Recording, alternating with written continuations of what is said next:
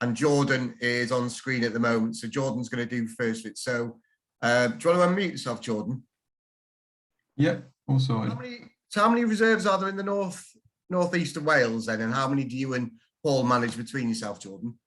That should be a simple question. It's been complicated though by a few reserves being taken up by other officers. So we've got projects run by other people now, Causa Sinai, for example, now being managed by Rich. And yeah, we're splitting between myself and Paul. So there's roughly 7 or 8 between for each of us.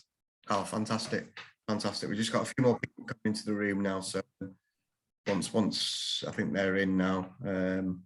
So yeah, what I'll do then. So good evening all again. My name is Mark Roberts. I'm the Membership and Events Officer for the Trust, and I'm going to be controlling the chat. So if you've got any questions tonight for Jordan or Paul, please put it into the question box and I will read them out to Jordan and Paul as we go through the presentation.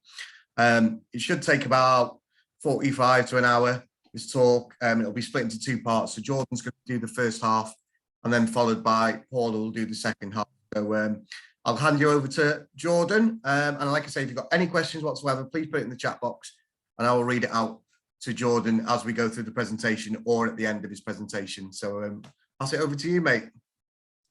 Cheers, Mark. Hey, everyone. I'm Jordan Hurst. I'm the new, well, relatively new Reserves Officer for North East Wales, along with Paul. I started about 9.5, 10 months ago now with the Trust. So I'm just going to give an update today on the situation at several of our nature reserves. I'm not going to talk about every nature reserve we have, because there's some where we've got more work going on than others, some exciting projects that are starting up that would be nice to talk a little bit about.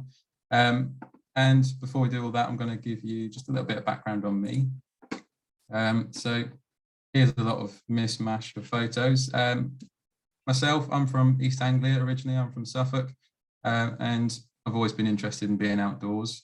I undertook a conservation degree at university and ended up studying chickens of all things before then deciding to work abroad for a little bit. So the top pictures are of Costa Rica and Indonesia, where I worked as a butterfly scientist. And then after coming back from my travels, I decided to do my master's work. So the bottom left picture is some samples of ants where I looked at thermal stress that ants undergo in oil palm plantations in Borneo, trying to look at how they might deal with stress from thermal change, from global warming and from the oil palms themselves. And next to that is another project I was working on. This is the eggs of nesting little terns. This is a little tern colony in North Wales. So this is in Brenneck, and this is what first brought me to North Wales. I spent 3 months studying how I could try and improve the breeding success of little terns and common terns. And that's when I fell in love with the area. I knew I had to actually move here permanently in the future. In and around all my travels and master's work, I've been working for ecological consultancy. So I've been an ecologist for several years. The picture there is of a slow worm in my hand from a reptile survey. And I've been doing some volunteering on the side as well with other organisations such as RSPP and amphibian and reptile conservation. The bottom right picture is me now. So that is at our Aberdeen Nature Reserve, and that's just some of the work that I've been fortunate enough to be involved with while at the Trust. So our nature reserves that we have in North East Wales, these are the ones marked in blue, generally the ones that I'm more responsible for, as opposed to the ones which Paul is responsible for, which are marked in yellow. So we've kind of got roughly a north and south split for the eastern region here.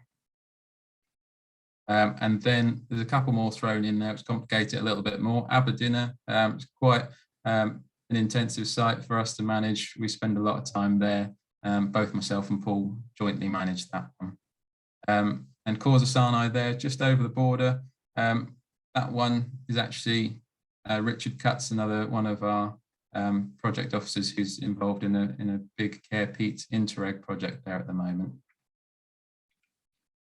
And this, just for interest really, the green line shows the Clwydian range in Dee Valley AONB. It's kind of useful. It shows how our reserves fall within that. So some of our nature reserves are within it and some are outside, as you can see. But we do have a kind of string of nature reserves which flow from Big Poolwood just to the north, all the way down to Pisgah in the south, which are more or less sitting in or just next to the AONV there. So I just wanted to mention briefly something that we're facing a lot at North Wales Wildlife Trust, as are a lot of other organisations, and that is ash dieback. Ash dieback is caused by a fungus, in case anybody doesn't know about it, called Hymenesophus fraxinus, and it does eventually kill a lot of ash trees. It's a big problem in the UK, just as Dutch elm disease was before it. It's fairly widely spread and we're seeing it a lot across our nature reserves. Some of the symptoms that result from having this disease are a reduced leaf cover in the canopy, so the crown can be much reduced from what you'd normally expect to see in the summer. There might also be dark patches on the leaves. The leaves might wilt, they might shed early, and you might see lesions on the base of the trunk itself. Other things such as epicormic growth, that's growth of new shoots from lower down the trunk of the tree, where it's actually the tree trying to react to the stress that it's undergoing by sending out lots of new shoots, lots of new buds there. So this is something that is really becoming more prominent across our nature reserves, and it's estimated that somewhere between 70% and 90% of our ash trees will be lost as a result of the disease, which, as you can understand, is going to have a huge impact on our nature reserves, and that's going to cause a huge shift and a transition in the composition of those woodlands that we have, and actually see a big change in the structure of them as well. So that's then going to impact a lot of other species, a lot of plants and animals as well in those woodlands. So to combat that, we are doing regular tree inspections. We're trying to make sure that we can find out which trees have ash dieback. We're trying to monitor those and remove any that look like they might be more affected before they become dangerous.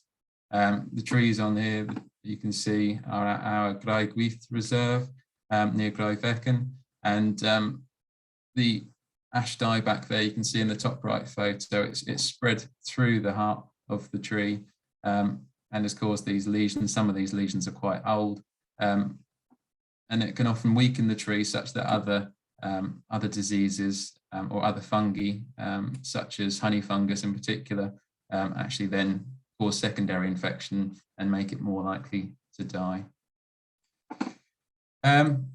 So as well as just monitoring in these trees, we're trying to actually remove some of the ones that are most dangerous. We're trying to open up these woodlands and make it a positive thing as well. So although it will cause a huge shift in our woodlands, it will allow much more light into the forest floor. It will help a lot of ground flora, a lot of wildflowers, and hopefully it will benefit a lot of species, including invertebrates. So you'd expect butterflies and a lot of insects to benefit from this, essentially the creation of rides or glades in the woodland there.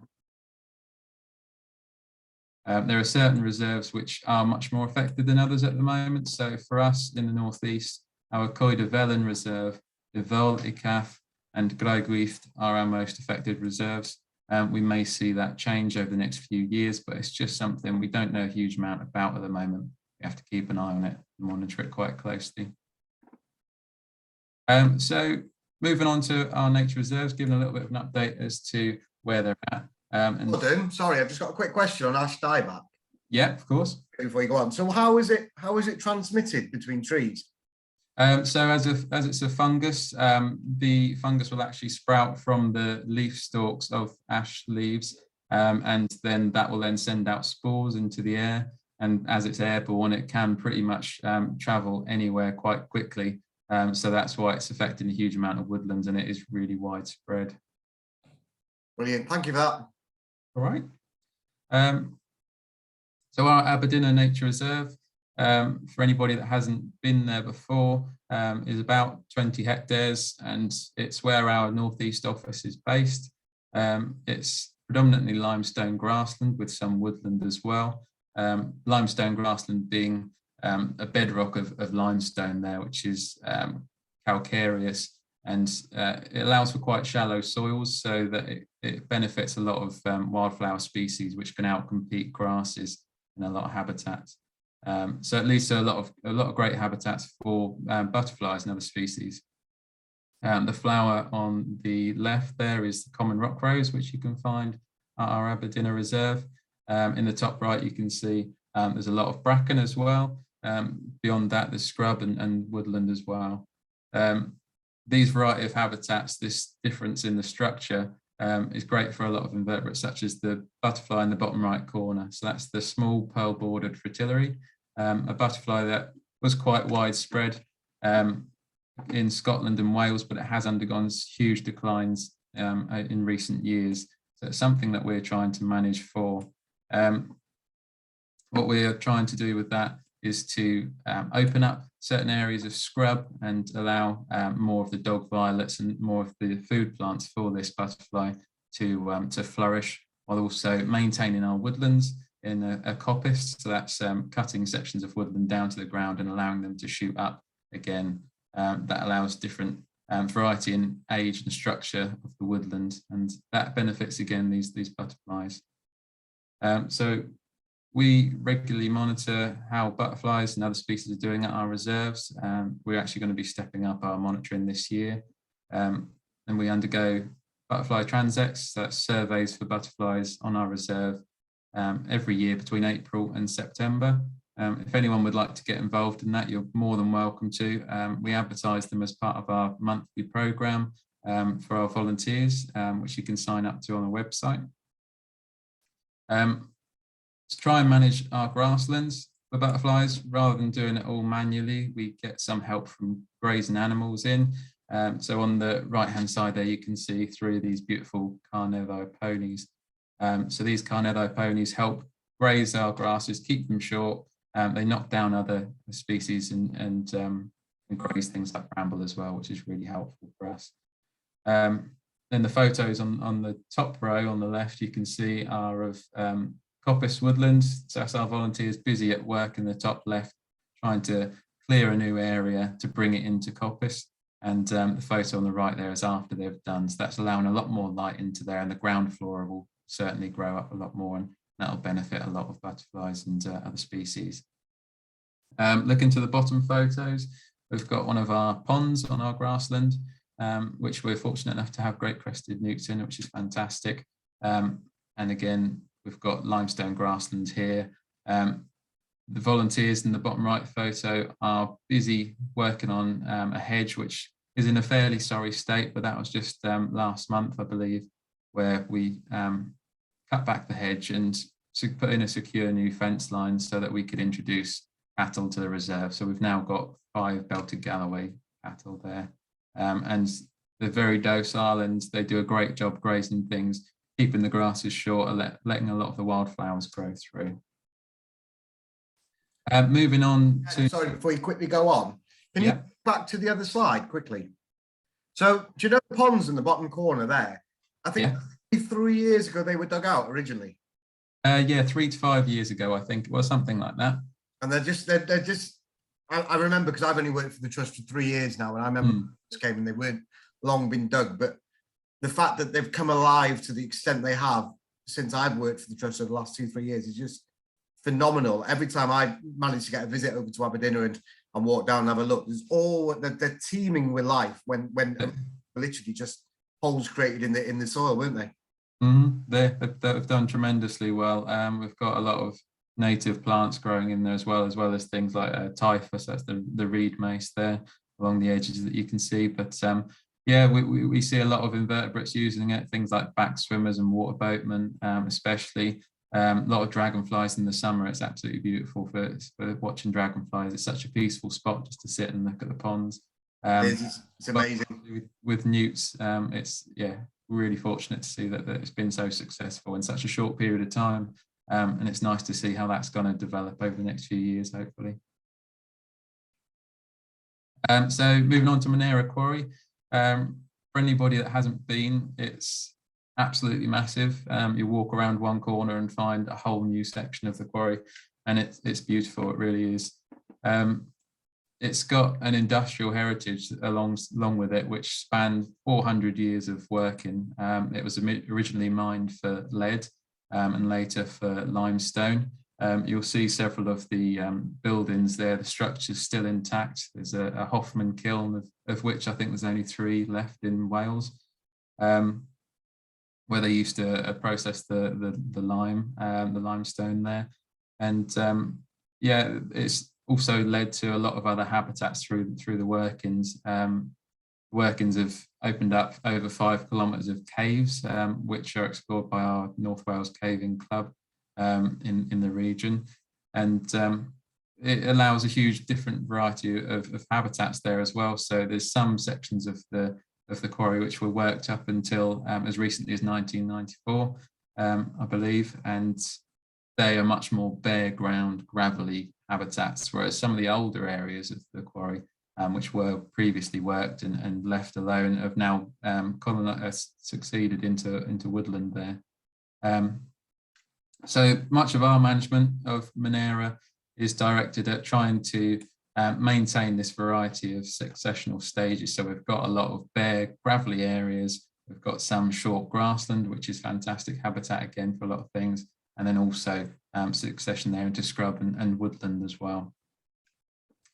That involves a lot of tree pulling of some small saplings just to prevent everything from becoming woodland. As much as we love woodland and trees, if we maintain the whole thing as a woodland, we would lose a lot of the species that are actually using the site there. So trying to keep as many different diverse habitats there available as possible is a great way for us to go. Another thing we have, especially using the buildings and the caves there, are bats. So we have a huge bat assemblage using the buildings at Manera Quarry, and that's something which is regularly monitored by the Clwyd Bat Group, and we assist them where we can with that. The photo you can see to the top right corner is very unfortunate and very recent event, which was the partial collapse of one of the kilns. Now, these kilns have a lot of cracks in the brickwork, and that allows great places for bats to roost. Unfortunately, in this case, it's also allowed space for water to get in, and for the overburden to spill out, and the pressure's come too much that it's all collapsed there. But want to highlight that we are doing our best working with Manera Quarry Trust, NRW and CADU to try and look at how we can go about making that safe, and how we can actually restore these structures to what they were, and to make them stable for the long-term future, for the importance of the cultural and industrial heritage there. We do stress as well to please be sensible and safe when you're walking around the quarry, as there are a lot of old buildings about. A lot of them are off limits for obvious reasons, for things like this will happen. But yeah, it's nice to view them from afar. They are amazing structures. At Manera, we have an exciting new project which is starting up. It's part of a landscape enhancement initiative called Hidden from View. This is funded by National Grid, who are looking to try and enhance the landscape around some of their structures and infrastructure there. So we're trying to look at how that can help us manage Manera Quarry and make it the best it can be for species such as the bee orchid that you see there on the photo. So this is going to involve things such as, you'll see changes over the coming 3 years, such as improvements to the car park, trying to fill in those potholes and make it much safer for everybody getting in and out. Improved communication, more interpretation panels, these big signs telling you what was happening at these structures in the past, and showing you photos of the kilns in action and the quarry workings actually taking place in years gone by. We're looking to help manage our grasslands to be as good as they can for wildflowers, and to promote the growth of all these orchid species. We're going to try and remove some non-native invasive species. So we have things such as Cotoneaster, which are spreading, and we have a whole line of Leylandii trees next to the car park, which I'm sure you'll see as if you've been there before. And we're looking to take those down and replace them with native hedgerow planting, something that's going to be much more beneficial to invertebrates, to birds, to bats as well. So that should be a huge benefit to them. Over to another one of our quarry sites. This is also around the Wrexham area. This is Marvin Quarry. Marvin Quarry, for anybody that hasn't been before, it was a sand and gravel quarry, and a lot of the material taken from here was used in the construction of the Mersey Tunnel. Inadvertently, it's now become one of the best places in Wales for invertebrates. So that's lots of different insects, particularly a group of insects called Calcareous Hymenoptera. Now that is the bees, wasps, and ants. Particularly species that like dead wood. They'll burrow into dead wood or they'll burrow into the ground. What we try to do at this quarry is to try and again maintain the succession of stages as they are. We keep a lot of bare ground open for invertebrates to then dig into the soil and burrow and nest. We also try to promote standing deadwood. So in that bottom middle photo, you can see a few little poles which look rather odd with deadwood there. They've been dug into the ground, and they're again south-facing poles for insects to burrow into. The ground on the bottom left looks rather bare as well, and that's something that we actively try to do to disturb the ground, to turn it over, to take off some of the vegetation there, and to again allow those insects to burrow into it.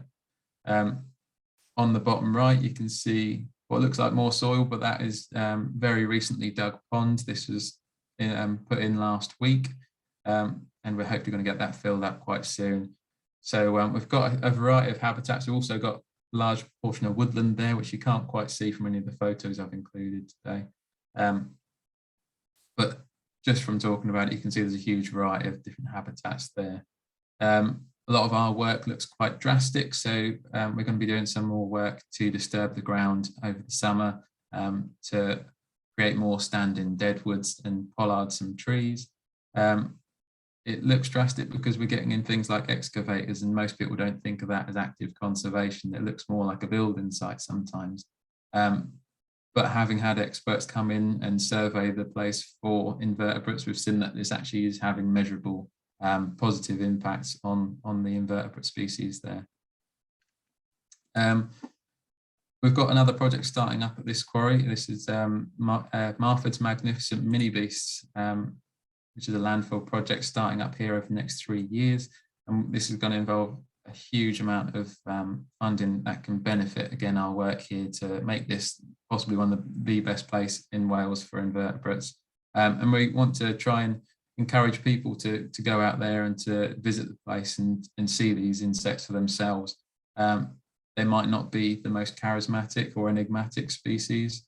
A lot of the species that use Marvin Quarry don't even have a common name. So trying to get people to engage with that is difficult when all you have is a rather dry Latin name for the species. But we're going to be doing a lot more community engagement work there, working with local schools, volunteer groups. If you'd like to get involved with Marvin or any of our nature reserves in any capacity, then please do let us know. Last of our sites around the Wrexham area is Old Pulford Brook Meadows. This one isn't open to the public, I'm afraid. It is a rare floodplain meadow, and this meadow is one which was really common in years gone by, but unfortunately, because they're so nutrient rich, it made sense for a lot of farmers to economically to take them over and to have them for agricultural use. So a lot of these old native grasslands were converted, and 95% of them have been lost. So there are very few floodplain meadows like Old Pulford Brook Meadows left in Wales today. But they contain a huge variety of species. In the winter, it doesn't look like a lot, and they'll often get flooded at very short notice. This one is right next to the Dee. And the species there, the great Burnett, Meadow Sweet in the middle, and then on the right, It looks like a really large plant, I think, from the photo. I didn't mean to do that intentionally. It's something called mouse tail, and it's actually only about 2-3 inches tall. Very, very small plant, very rare, and something we find on Old Pulford Brook Meadows. We manage Old Pulford Brook Meadows like you would any hay meadow. We take a hay cut from it in the summer, and then we will graze it with animals in the winter. In the winter, after the cut, I mean. So that's August through to September, October time. In the past, this has been species like water buffalo and all sorts of exotic things, but more recently, it's just been native breeds. Something we are seeing at Old Pulford Brook Meadows, and why I thought it was worth including this today, is that we're seeing the site become wetter and wetter. Looking in the soils, it looks quite black, it's quite anaerobic, there's not a lot of oxygen in there. So what we expect might be happening is that over winter, when it does flood, that water is staying on the site for too long, and a lot of the oxygen's being lost from the soils there. That then changes plant community quite significantly.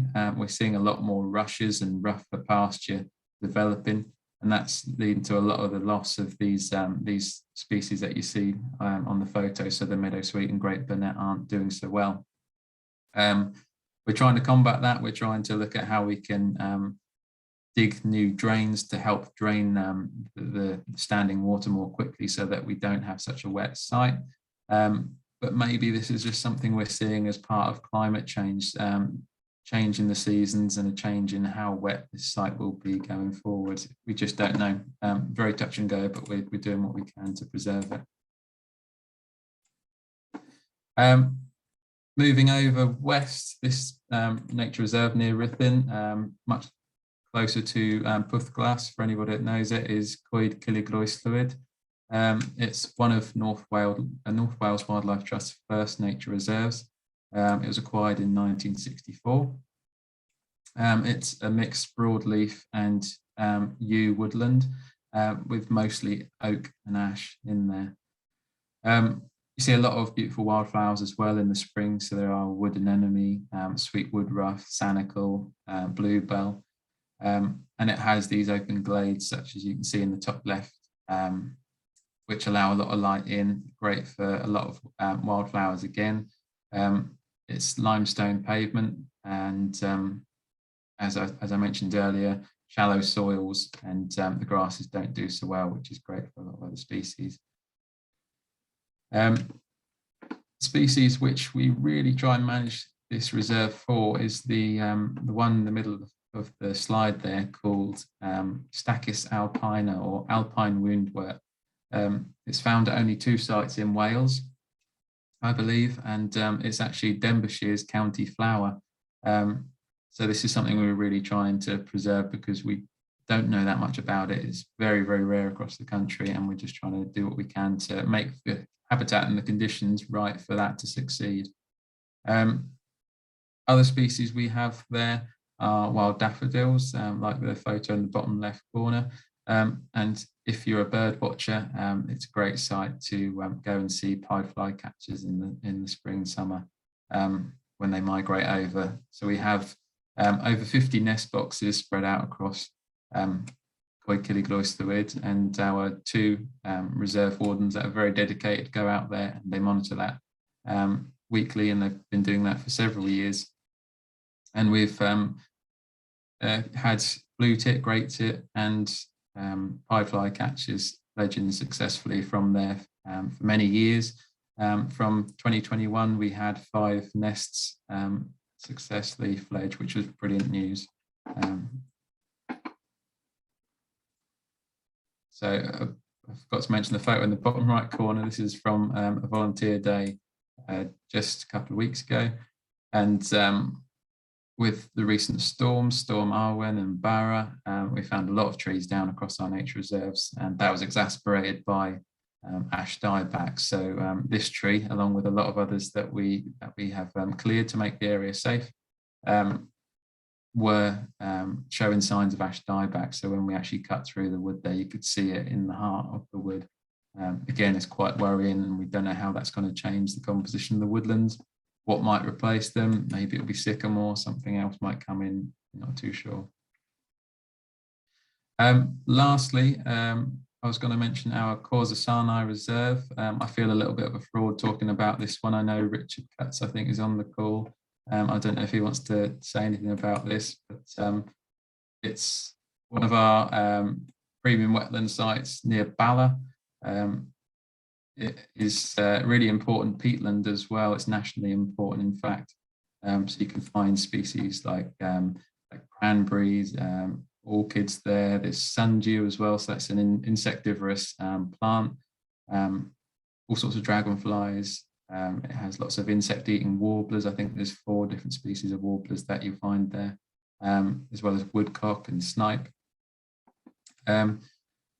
We manage it in a way to try and preserve as many of the rare wetland habitats within the site.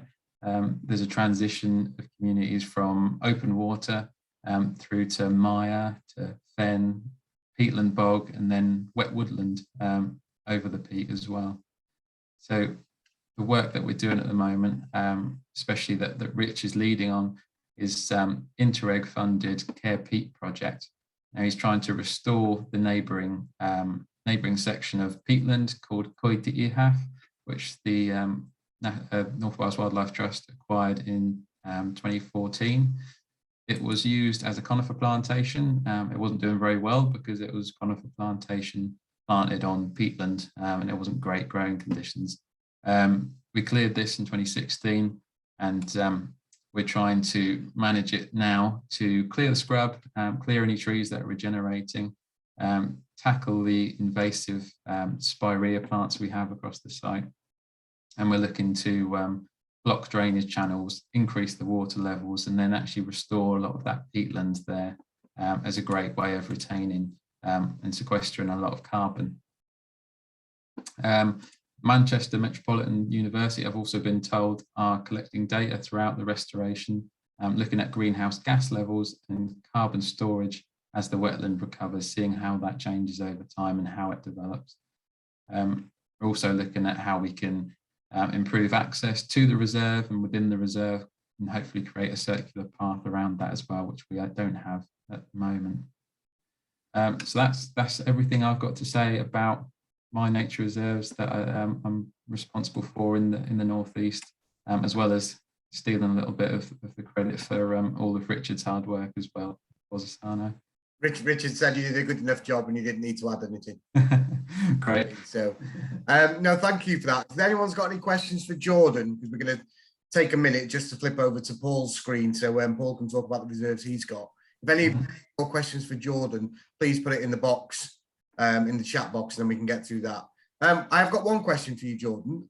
Yeah. Time I was down at Manera, I was talking to some of the volunteering, and there was a bit of coppicing going on.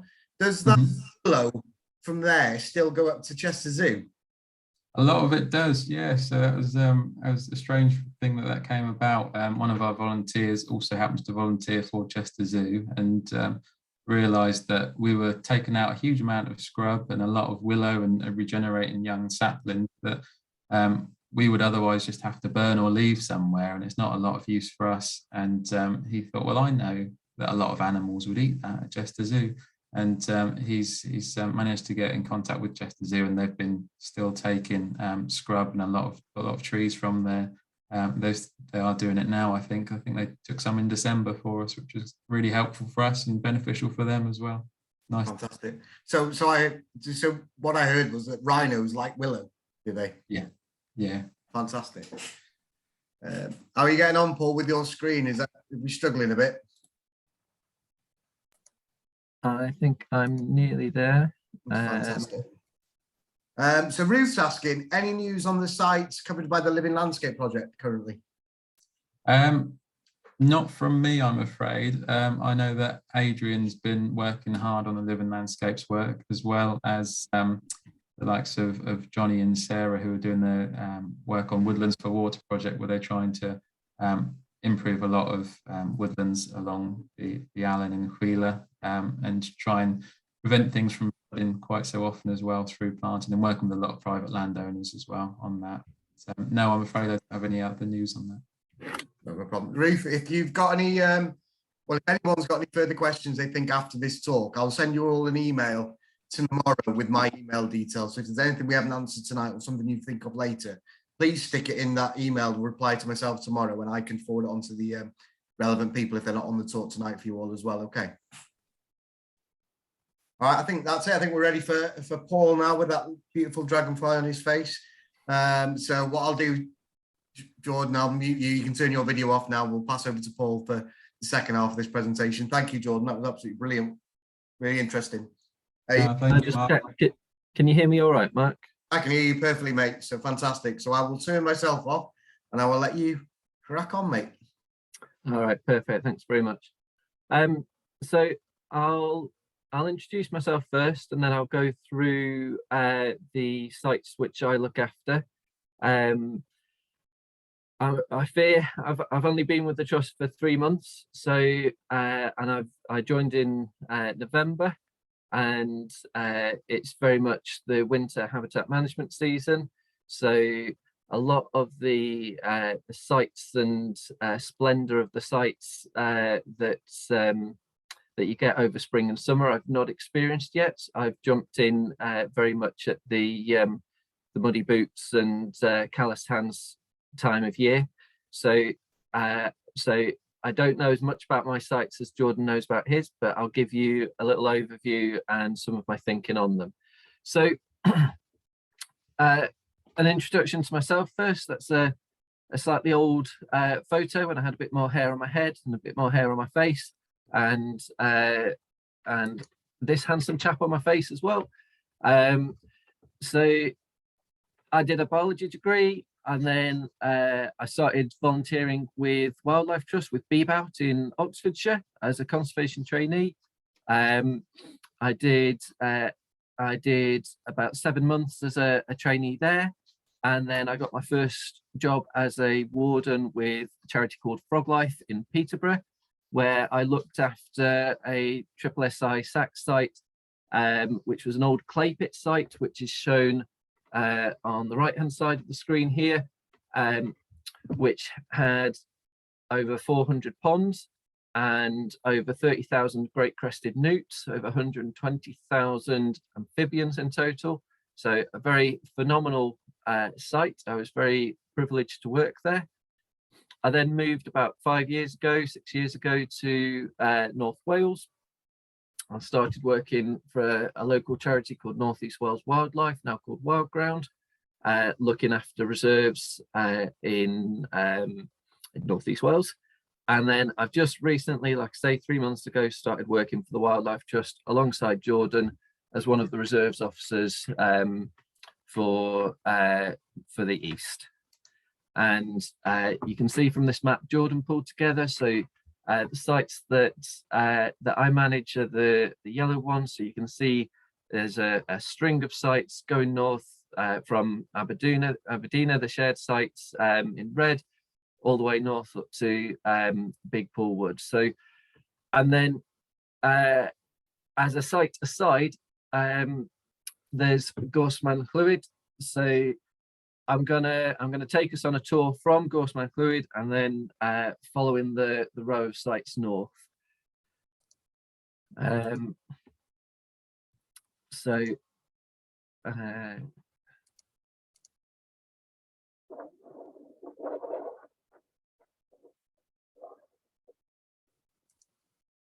that's a little video clip from the first time I went out on site. It wasn't doing that. That was what happened the first time I took volunteers out on site.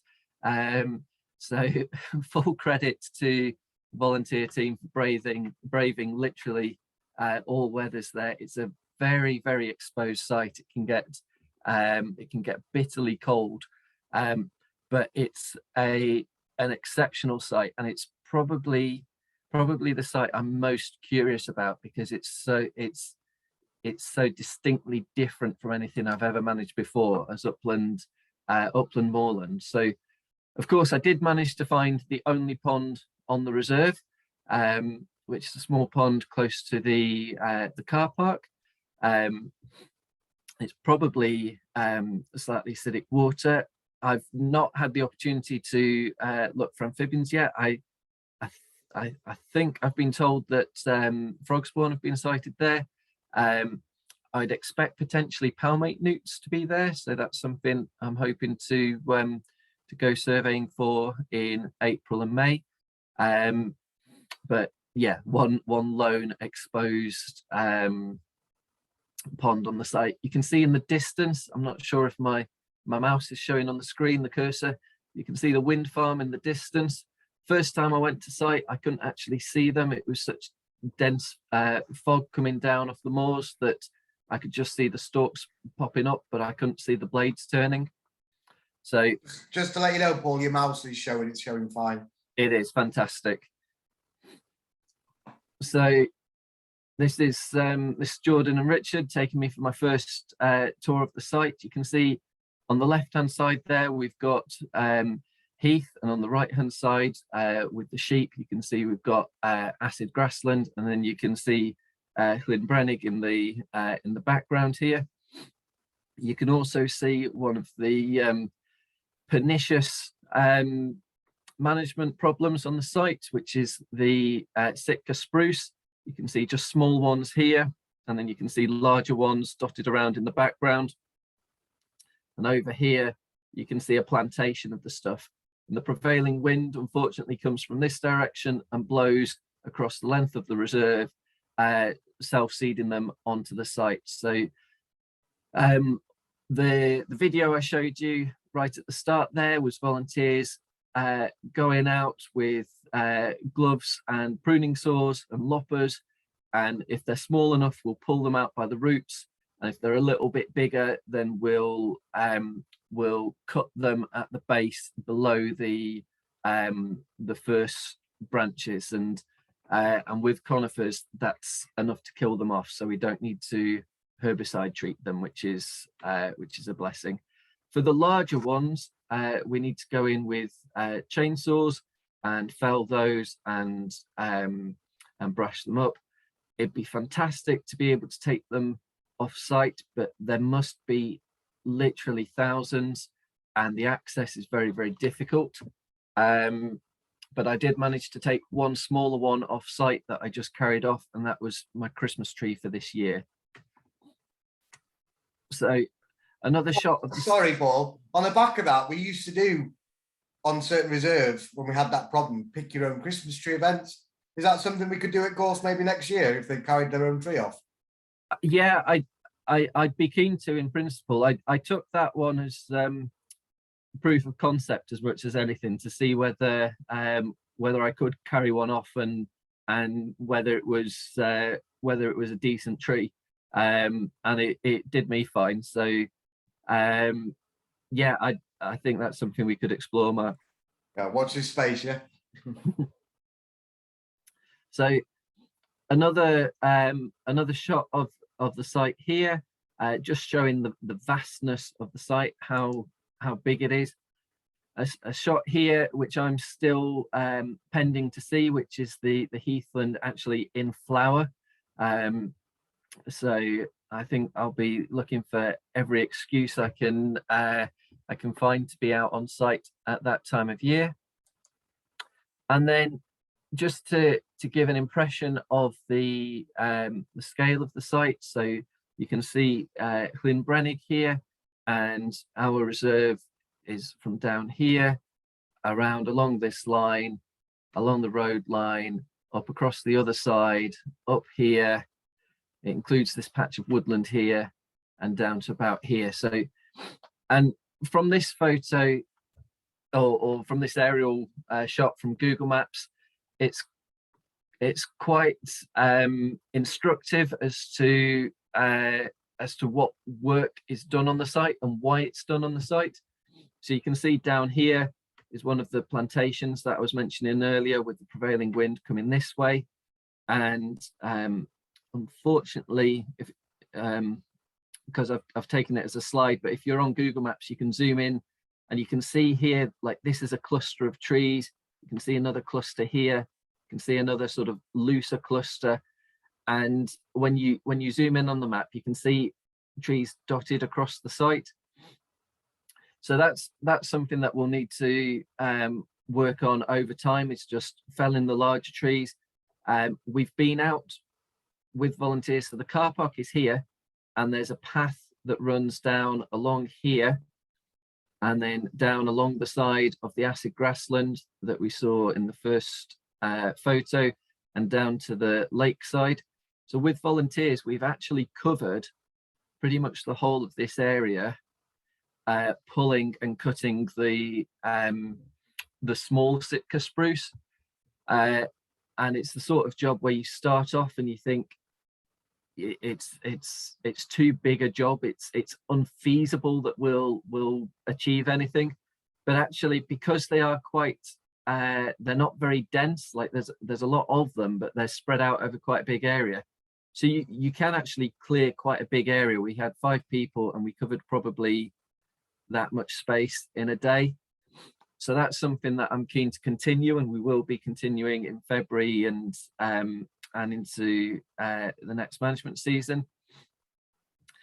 Another thing that you can see from this aerial photo is these strange cuts which we've got in the heather here, and a lot of these are going to have been cuts that were put in for grouse, for black grouse as lecking sites. So we've got both black grouse and red grouse on site. There's an annual survey which is done, is coordinated not just here but across other moorland sites in April. So if anybody is interested in joining us for that, let Mark know and we'll take a note and pass on your details to the coordinator. It's an early morning start on one day in April. But we've had a maximum of 4 lecking males on the site across various years, and they are spread across the site. We seem to find black grouse a bit more on the west side and red grouse a bit more on the east side, but you can find them across both areas. So that's one of the main reasons for cutting the heather in this particular form. We also need to consider how we might approach fire breaks and cutting heather for fire breaks on the site. The problem is we need to also consider that whenever you put cuts into the heather, you're also making it more permeable and easier for predators to get in. So that is something which I'm still thinking about. I don't have the answers to that yet. You can also see on this slide, you can see in Brenneck. So this site is probably famous for the breeding ospreys that are here. So they're just off the nature reserve, just to the south here. And Mark might say more about those afterwards, but they're a fantastic feature of the site. It's a really good site for reptiles as well, which you'd expect with this sort of heathland site. Probably slightly lower densities than you'd get on lowland sites, but still very impressive numbers. So yeah, an exciting site there. And then this slide just shows some of the species that are typical to this sort of moorland site, although species like the harebell you get on other types of habitats as well. So I'll take us on a tour now, going north, sort of along the edge of the Cwyrdian range. The theme for these sites is probably to summarize it right down, boil it down to its barest components, would be woodland and grassland. So this, the Coed of Ellin site, which is just next to, and it's owned by, in fact, the Tarmac Quarry there, and we manage it. Because the maps are a bit dry, here's a nice aerial photo showing the mass of the woodland. And you can see here 2 patches of grassland. So This is on the western corner, and it's a section which we've got fenced off, and we will be grazing it quite shortly. This section here is a very steep bank on the eastern edge of the reserve, and we've had volunteers there recently, I think probably just before I started, so probably October or November, cutting back and opening up that bank. And if I just cut back a couple of slides, so the bank is here on the eastern edge, and the field of the grassland, the calcareous grassland that we graze, is on this corner. And within the woodland, so again, a site I've not seen on our wildlife trust sites yet is the bluebells. This will be a theme that we'll see across some of these sites. So that will be something to look forward for spring. We've also got a shot here of the calcareous grassland with orchids in it, and one of the key species for the site, the Deptford pink. Coed Trellini. So the photo here, it's a little bit of an aberration from the way that the satellites piece together the photos. It would all be green, but this is a nice woodland site just a little bit further up the road from Coed Velin. Again, you've got the bluebell display, and a particular feature of this site is a very extensive badger setts area. Then you keep going up the road a little bit, you come to Vol, so a triangular site, again keeping with the theme of woodland and grassland, although there's some more nuances here. So you can see from this aerial photo, and the roads pretty much show you the boundary of the site, very much a woodland site, but this area here has some interesting grassland and some interesting ponds, which you can see here from a photo taken from the path. You can see down some of the ponds. There's actually 8 ponds, small ponds on site. 1, 2, 3, oh, I'm on the wrong screen. 1, 2, 3, 4, 5, and then the others are just round the back here. We've been in recently and opened up some of the self-seeded tree growth there around the ponds to let a bit more light in. We've done a little bit of vegetation management in the ponds so that they don't get too open. You can see on this photo it's an old shot, but you can see it's the same typical sort of habitat management for the site with a nice little wood pile there. So we've got the ponds here, which are a feature. Again, we've got common spotted orchid here, grass of Parnassus, which is a rarity and a key species for the site that grows in this area around the pond. So that's a nice one to see on the site. A photo of the ponds, not one of mine because it's a nice sunny photo from warmer times. And these ponds support all 5 amphibians or widespread native amphibian species. So we've got smooth and palmate newts, we've got frogs and toads, and we've got the great crested newts pictured here. And with them being my bread and butter, I couldn't not include one in the presentation. There's not huge numbers because the ponds there are very small, they're very shallow, they're much more suited to the smaller newts and to frogs. That is very typical habitat for them. But there is a small and quite long-lasting population because the records go back very far. So they're nice to see and nice to have. It's a site as well where we've got or where we've had records of hazel dormouse. Again, this is something that I'm looking into, because there haven't been any records in recent years, and it's interesting. And I wonder why. There's a lot of hazel on the site, which has been managed by coppicing, and it will be due for another coppice cycle in the next couple of years, probably. So, and there's been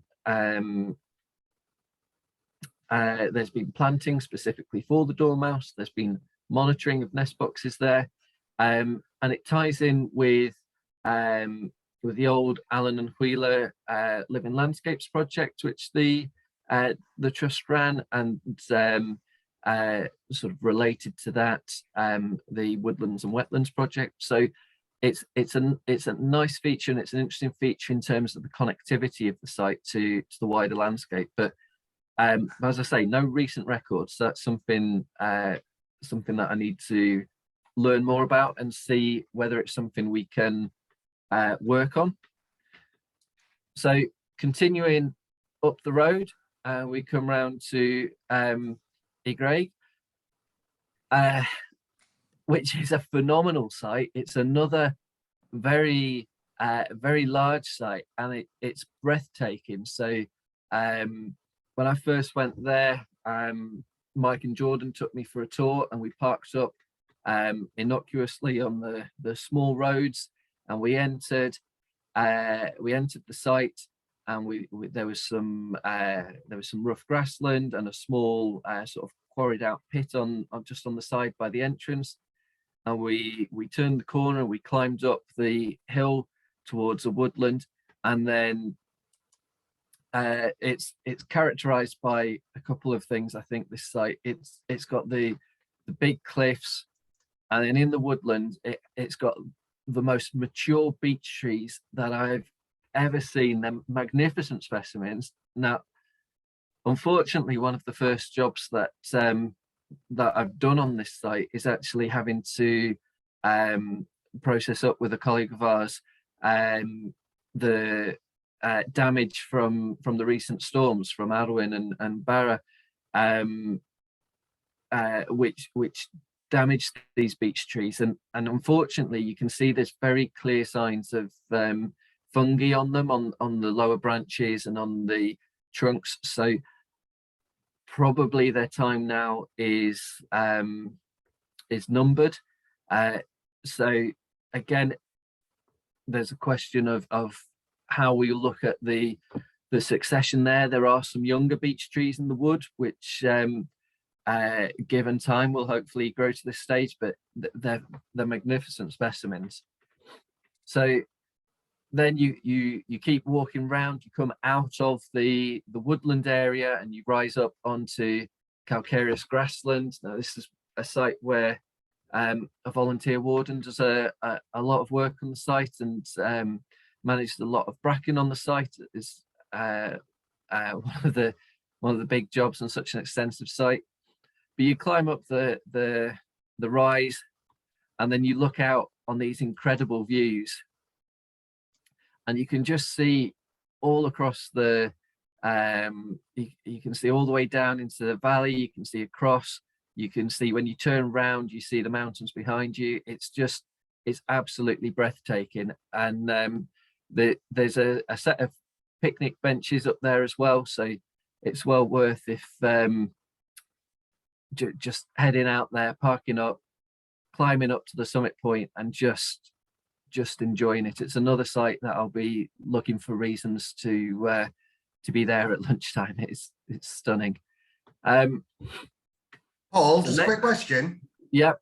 Do you know the really old beech trees on site which are there currently? Have we got any indication how old they actually are? I don't know, and I don't know how quickly beech trees grow, but they're much bigger than the plants at Coy de Velin, for example. So they must predate them. I suspect somewhere in the trust literature there'll be information on when they were planted, but they're the most veteran specimens that I've ever seen. Fantastic, thank you. Just quickly mention as well, I forgot whilst you were going through Coidavelin, we will be running some bluebell walks at Coidavelin over the next few months as well. So keep a lookout for them in the events calendar. We are planning them as we speak. Well, book me on that. I mean, you might be leading it yet, mate. I'll talk to you about All right, okay. So the next site on the tour northwards is Maes Hiraethig. It's a lovely site, and it's a shame that I don't have more or better photos of it. It's another site that fits the general theme of woodland and grassland, but on this one, if you look at this old map, the area marked in green is area that's wood, and you've got this sort of buffer zone around the edge here. But this core area in white is the calcareous grassland. So the emphasis, if you like, on this site is shifted, and it's a much larger grassland area that's managed here. We've got livestock on site at the moment, and Mike Klimko, who was my predecessor, is currently helping us with the stock watch there of the livestock. But this is one of the key winter management for the site is the grazing regime, and that's the key feature of the site. And next time I'm invited to give one of these talks, I promise to have more photos and better maps to illustrate it. So the last site on my section is Big Pool Wood. I'd like to thank Mark Hughes for the photos provided for this section, who's the volunteer warden for the site. Mark and Roger and the volunteer team there have done a phenomenal job, and my involvement and the slides I've got here don't really do it justice, but the site is very different to any of the others that I've described. It's a large pool which is dominated by reeds. You can see on this photo the reeds are knocked back around the bird hides. They're knocked back around the perimeter, and so that's a key feature of the site. Interesting question, I think, for the management of the site is what proportion of reed and open water and the distribution of that do we want? And that's I don't know the answer. That's a question I'm asking, and I'm learning from the volunteers and from the team here. The woodland on the site has got a very wet characteristic. As I understand it, the entire site is wet because of where it is on the water table. And so alder, which is pictured here, is very characteristic in the woodland. There's a lot more wych elm and alder in these woodlands than in most woods that you go to. Again, a photo not to be left out of bluebells on the site. So we seem to be spoilt for choice for spring bluebell walks. So and another one here, and a key feature that I wanted to flag for Big Pool Wood is the access. So there's 3 full bird hides on site, and there's a full sort of bird screen on site. But over the last year or so, I think the volunteers have been incredibly active, and there's on one side of the pool there's a boardwalk, and that links up to a fully crusher run track on the other side. It's a flat site. It's very, very accessible. You've got access to the bird hides, and it's probably one of the easiest sites, I would say, wild nature reserve sites to go out, which is open to the public. You can go there and you can just engage with wildlife. There's a lot of bird feeders that are kept stocked by the volunteers, so you get lovely clear views right from the bird hides.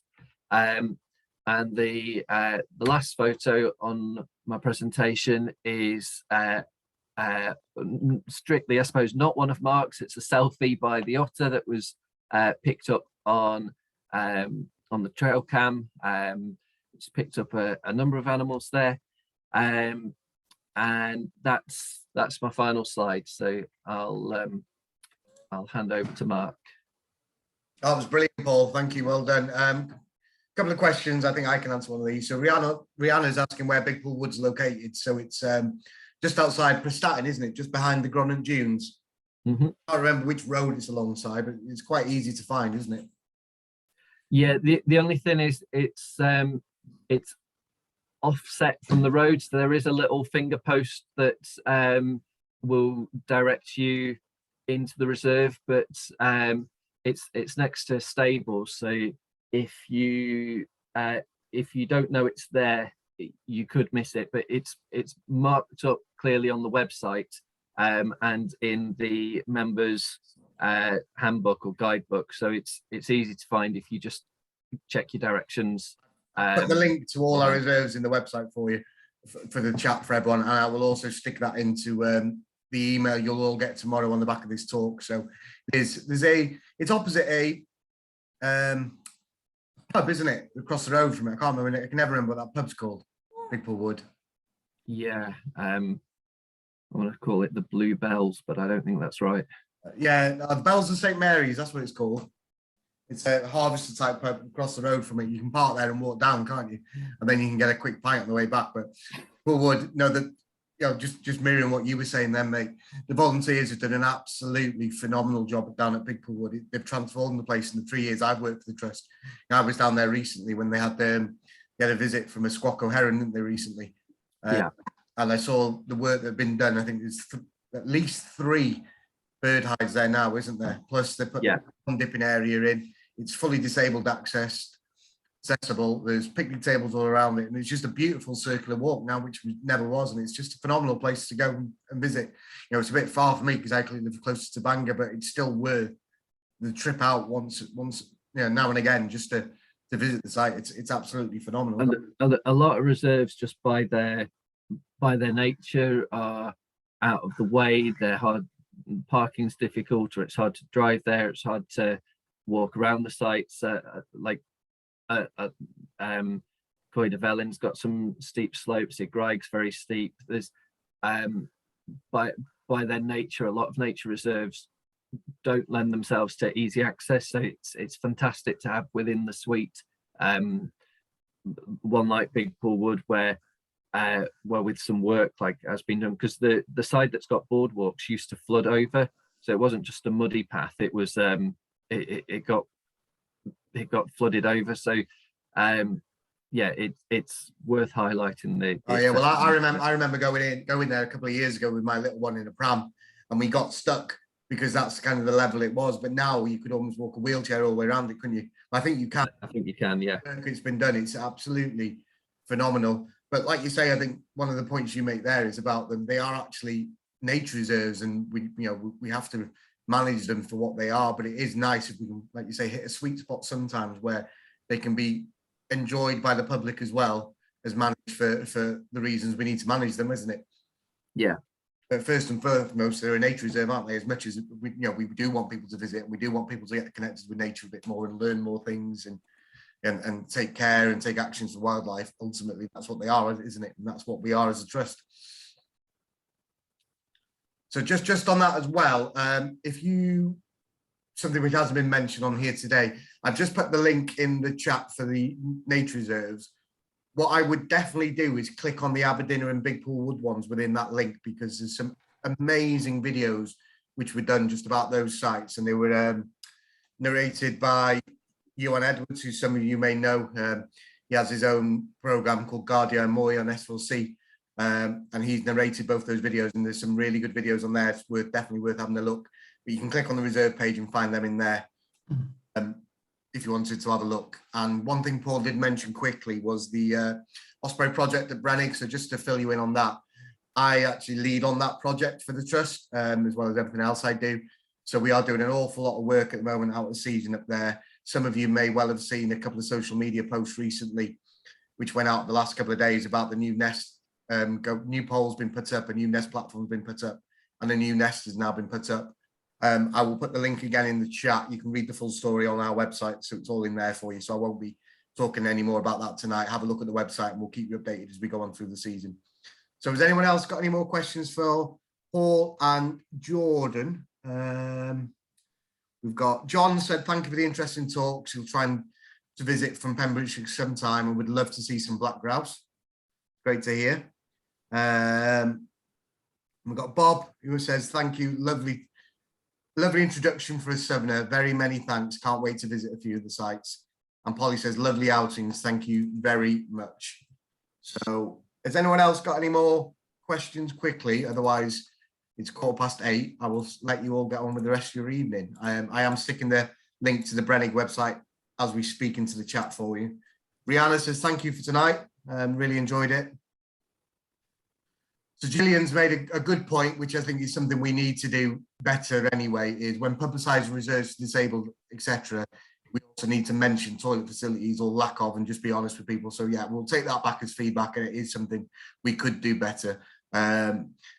Again, one of our things with a lot of our reserves is we just don't have toilets anyway because they are nature reserves, but it is something we are looking at maybe rectifying on certain sites in the future as part of a nature and health and well-being element to the trust, which I think everyone's realised over the last couple of years is equally important or very important to us all as well. And Rihanna says the same, nature's important since the pandemic. Well, it's definitely important since the pandemic. I think it's always been important, but not always valued as much as it should be sometimes. So, yeah, I won't mention that comment, Rihanna. We'll leave that where it is. So, yeah, I think that's it. If anyone, give it another minute for any more questions. If not, like I said, this is recorded. It will be going on our YouTube over the next few weeks. So, if you want to watch it back, you can have a look through there. If you have got any questions directly for Paul or Jordan, or if you want to get involved with anything the trust does, the easiest way is just to get on our website. We have a weekly newsletter you can sign up for. It'd be great if any of you got some spare time and you could volunteer and help us out. That'd be absolutely amazing. Plus, it's a great way of meeting new people and learning new things and visiting places you'd never normally visit. It's fantastic. So if you can get involved and do that, brilliant. If not, some of you may just want to become members and support the trust. If you want to do that, it's currently half price until the end of January, and it'll be me in the office who will send you pack out and things like that. Or if not, just come and join us at any of our events going forward. We do about 140 events a year. Like I say, we're working through the programme soon, so we're going to be doing some bluebell walks at Coed of Ellin. There's a sand dunes and walk around Big Pool Wood, which is in for March 20th, I think it is. If you pop into the website and go into our event page, you can book onto that one. I'm also going to be doing some pond dipping events down at Big Pool Wood as well over the Easter holidays. So if you'd like to join us in any of them, I'm actually doing some guided walks around Manera Quarry as well, which is just a phenomenal site. And as Jordan mentioned earlier, if you can see some of the pictures of what it used to be to what it is now, it's mesmerizing. And just the pure scale of the place, it's eye-watering. It's a fantastic site, like a lot of them are. And keep a lookout for the magnificent mini beasts things we're going to be doing at Marford over the next few years as well, because that'll be something really interesting to get involved with. And like Jordan said earlier, you probably won't remember any of the names of them, but it'll still be a good activity and way to keep in touch with things. So, all right, there's no more questions then, so I'm going to finish that talk there. Thank you for joining us tonight.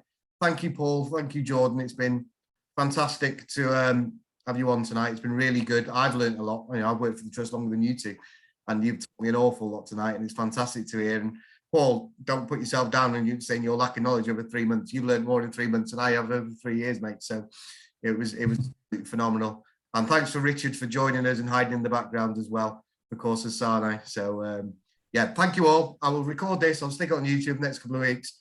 And if you want to join us for any future talks in the future, just check our website and book yourselves on. All right, take care, everyone. Have a good evening. Thank you.